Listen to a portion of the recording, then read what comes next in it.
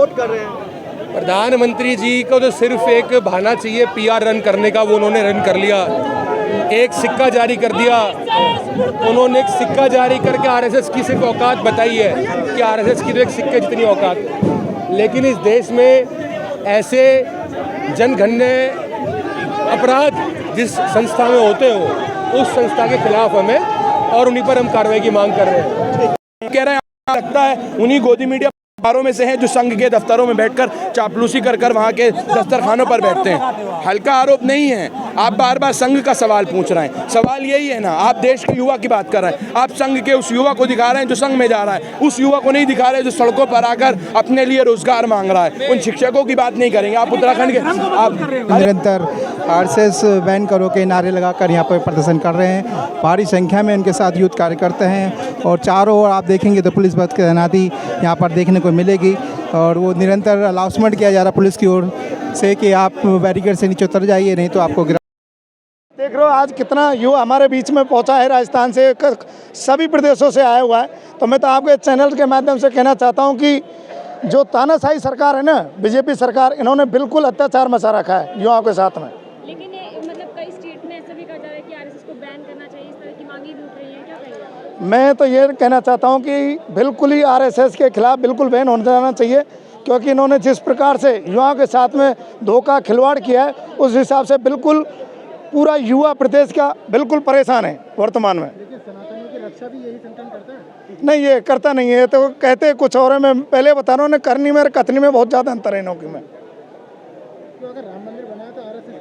नहीं, राम मंदिर तो आज बना है ना। राम मंदिर तो बहुत पहले से है, आज पहली बार से नहीं बना है राम मंदिर। राम मंदिर के नाम से तो ये लोगों ने वोट छीने, धोखा दिया जनता को, और राम मंदिर नाम से, धर्म के नाम से ये वोट छीनकर जनता में आ जाते हैं। फिर बाद में मांग करते हैं जनता तो उसकी वो पूर्ति नहीं कर पाते हैं। तो ये तो वोट छीनते हैं धर्म के नाम से। तो आप लोग सड़कों पर क्यों आए हैं? हम सड़कों पर इसलिए आ रहे हैं कि आज के समय में मोदी सरकार के द्वारा हमारे युवा साथियों के साथ में बहुत बड़ा अत्याचार किया जा रहा है, धोखा किया जा रहा है। इसलिए आज हमारा पूरा युवा सड़कों पर घूम रहा है। किसान परेशान है, सब कुछ परेशान है इस मोदी तानाशाही सरकार से। सड़कों पर उतरने के लिए पूरी तरह से तैयार है। ये हर्षोल्लास आप देख सकते हैं। प्रधानमंत्री, राष्ट्रपति, सारे सीएम तो संघ से ही आ रहे हैं ना। देखिए, ये तो सब जो है ये देश का, मैं फिर कह रहा हूँ, ये दुर्भाग्य की बात है कि जहाँ देश में पढ़े लिखे शिक्षित लोगों को आगे आना चाहिए, राहुल गांधी जी जैसे नेता को आगे आना चाहिए, वहाँ जो है वो आरएसएस संघ की विचार लोग आगे नहीं है। संघ के जो है ना, कौन मजबूत देश को? आप कहाँ पर शाखाएं लगकर पीट दिया जा रहा है, जबरन शाखाएं लगाई जा रही हैं। आपको शाखाएं लगानी है दफ्तरों के अंदर लगाइए, किसने मना किया है? शाखाएं लगाती है किसी और संगठन की शाखाएं आपने बाहर सड़कों पे, पार्कों पे, मैदानों में लगते हुए देखी हैं। लाठी डंडे लेकर सड़कों पर निकलकर साबित क्या करना चाहते हैं? देश के लोगों में डर पैदा करना चाहते हैं। युवा संघ में जा रहा है। कौन सा युवा संघ में जा रहा है? युवा सड़कों पर आ रहा है। आप संघ की बात कर रहे हैं, युवा सड़कों पर आ रहा है, युवा शिक्षा मांग रहा है। कह रहे हैं लगता है उन्हीं गोदी मीडिया अखबारों में से हैं जो संघ के दफ्तरों में बैठकर चापलूसी कर वहां के दस्तरखानों पर बैठते हैं। हल्का आरोप नहीं है। आप बार बार संघ का सवाल पूछ रहे हैं। सवाल यही है ना, आप देश के युवा की बात कर रहे हैं। आप संघ के उस युवा को दिखा रहे हैं जो संघ में जा रहा है, उस युवा को नहीं दिखा रहे जो सड़कों पर आकर अपने लिए रोजगार मांग रहा है। उन शिक्षकों की बात नहीं करेंगे। आप उत्तराखंड के आप, अरे धर्म, वो धामी जो बार बार धर्म को मजबूत करने की बात कर रहे हैं, वो बताएं ना उत्तराखंड में उन तमाम शिक्षकों के साथ क्या हो रहा है? क्यों वहाँ धामी नहीं गए? क्यों उनसे बातचीत नहीं की? बताइए मुझे। धर्म सुरक्षित है। कौन सा धर्म सुरक्षित है? हाँ, हिंदू मुसलमान पे करके लड़ा दीजिए, देश को बर्बाद कर दीजिए। ना जीडीपी की बात कीजिए, ना देश के विकास की बात कीजिए, ना विदेश नीति की बात कीजिए, ना रोजगार की बात कीजिए, ना महंगाई की बात कीजिए। सिर्फ आप लोग बात कीजिए धर्म पर। ये भारतीय जनता पार्टी और आरएसएस चाहता है, इसी पे उनकी राजनीति इकट्ठी होती है, इसी पे वो चुनाव जीतना चाहते हैं, लोगों को धर्म के नाम पर लड़ाना चाहते हैं। लेकिन देश की जनता जागरूक हो रही है। ख्याल रखिए, देश की जनता जागरूक हो रही है। देश में बदलाव लाजिम हो गया है। सर, जो पड़ोसी देश है इंडिया के, वहाँ अशांत है, लेकिन इंडिया शांत है ना। अब आप देखिए, मैं फिर आपसे वही बात कर रहा हूँ। मैंने आपसे युवाओं की, मैंने सुनिए, आप वही है ना, मैंने आपसे युवाओं की, शिक्षकों की, महंगाई की, रोजगार की बात की। आप भी वही कर रहे हैं जो भारतीय जनता पार्टी के नेता करते हैं। मीडिया भी वही रोल निभा रहा है। आप देश की बात करते करते दूसरे देशों पर, पाकिस्तान और अफगानिस्तान पर जा रहे हैं। अरे देश का आप जवाब दीजिए ना। हमारे देश का बताइए, उत्तराखंड में क्या हो रहा है शिक्षकों के साथ? दिल्ली में क्या हो रहा है? आप ये बताइए।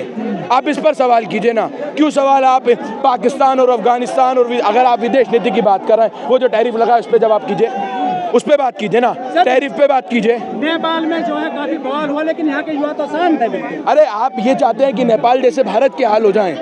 आप ये चाहते हैं कि भारत जैसे युवा तो सड़क पे आ रहा है अपने अधिकारों के लिए, गलत है क्या? संवैधानिक अधिकार है। लद्दाख में आए ना, हाँ, लगे भांगचूर। अरे चले गए जेल। देखिए, जो लोग इन अहंकारी तानाशाह आरएसएसी विचारधारा के लोगों से जो लड़ रहे हैं, ये न्याय की लड़ाई है। हम तो कहते हैं जेलों के दरवाजे खोल दीजिए। ये भारत का युवा, अगर आपको जेल ही भरना है तो हम जेल भरो आंदोलन करने के लिए भारत का युवा पूरी तरह से तैयार है। लेकिन यहाँ तो आइला मोहम्मद आइला बिल्डो जो दर्रा से उनका सोच के कारण हरियाणा के एडीजीपी ने भी आत्महत्या करी, उसका भी जिम्मेवार उत्तर भारत के अंदर आप देखते हो कि एडीजीपी आरएसएस की सोच से तंग आकर, उनके शोषण से तंग आकर गिरफ्तारी आत्महत्या कर लेता है। केरला में आरएसएस के यौन शोषण से परेशान होके एक व्यक्ति आत्महत्या कर लेता है। तो ये बड़ी शर्म की बात है, और ऐसी सोच के कारण अगर लोग आत्महत्या कर रहे हैं तो बड़े समय की बात है कि हमें ऐसी सोच को देश से मिटाना पड़ेगा। और मुझे लगता है सरदार वल्लभ भाई पटेल का जो आदेश था कि आरएसएस को बैन कर देना चाहिए, वो बैन करने का समय आ गया। आरएसएस तो लगातार कहते हैं महिलाओं के सम्मान में हमारी संघ जो महिलाओं का सम्मान। अरे पुरुष का मौन शोषण हुआ है भाई, पुरुष का यौन शोषण हुआ है, बात महिला की नहीं है। पुरुष नहीं बच पा रहे, महिलाएं कहाँ से बचेंगी? तो क्या लग रहा है इस देश में आरएसएस को आप बैन करने की मांग कर रहे हैं, वहीं दूसरी तरफ देश का प्रधानमंत्री जी से प्रमोट कर रहे हैं। प्रधानमंत्री जी को तो सिर्फ एक बहाना चाहिए पीआर रन करने का, वो उन्होंने रन कर लिया। एक सिक्का जारी कर दिया उन्होंने, एक सिक्का जारी करके आरएसएस की सिर्फ औकात बताई है कि आरएसएस की तो एक सिक्के जितनी औकात है। लेकिन इस देश में ऐसे जनगणने अपराध जिस संस्था में होते हो, उस संस्था के खिलाफ हमें और उन्हीं पर हम कार्रवाई की मांग कर रहे हैं। तो देख सकते हैं बैरिकेड पे जो चढ़े हुए लोग थे वो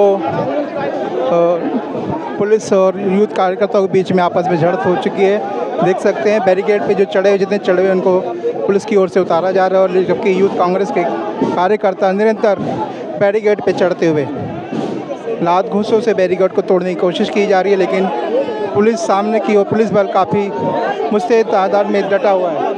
और देख सकते हैं पीछे तक, जहाँ तक नज़र जाएगी आपको यूथ कार्यकर्ता आपको देखने को नज़र आएंगे।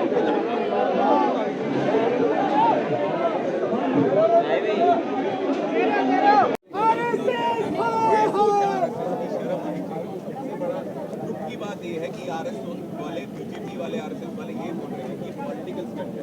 जिस इंसान ने आज उनके परिवार में जाके आपका बच्ची इतनी हिम्मत है, शर्म आनी चाहिए। इतना सत्ता के लालच में ये क्यों हो गए हैं कि युवा अपनी जान दे रहा है, ये शोषण कर रहे हैं।